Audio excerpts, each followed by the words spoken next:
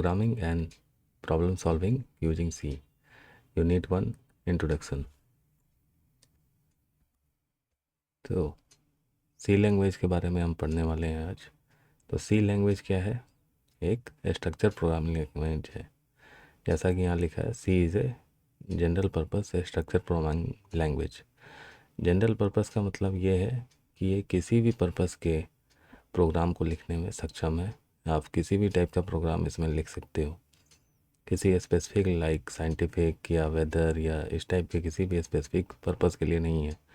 आपकी जो भी रिक्वायरमेंट है उसके बेसिस पे आप इसको लिख सकते हो। अब स्ट्रक्चर प्रोग्रामिंग लैंग्वेज का क्या मतलब होता है?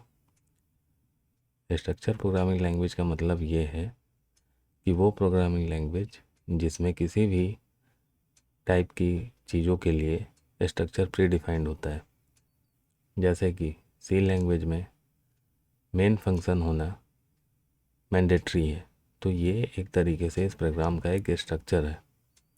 इस प्रोग्राम को एग्जीक्यूट होने के लिए, इसके स्ट्रक्चर के लिए उसमें मेन फंक्शन का होना मैंडेटरी है।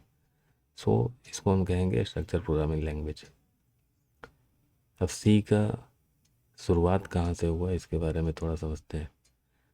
सी was the offspring of the basic combined programming language BPCL called B, develop in 1960 at the Cambridge university.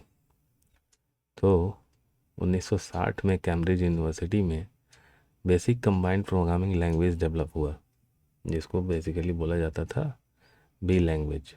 ठीक है।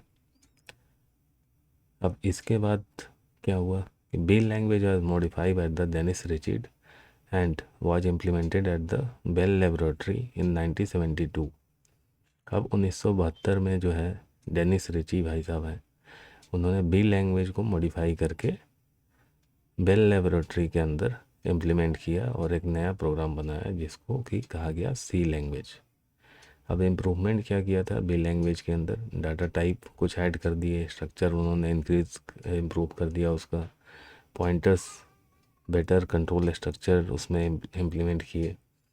तो ये सारी चीज़ें जो B लैंग्वेज की इम्प्रूवमेंट थी, उसके बाद डेनिस रिची ने ये सी लैंग्वेज बनाया।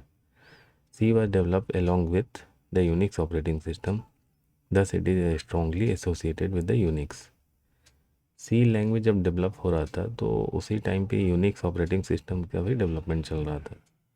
सो अगर हम देखेंगे तो सी बेसिकली उस यूनिक्स सिस्टम के साथ काफ़ी ज़्यादा अटैच है।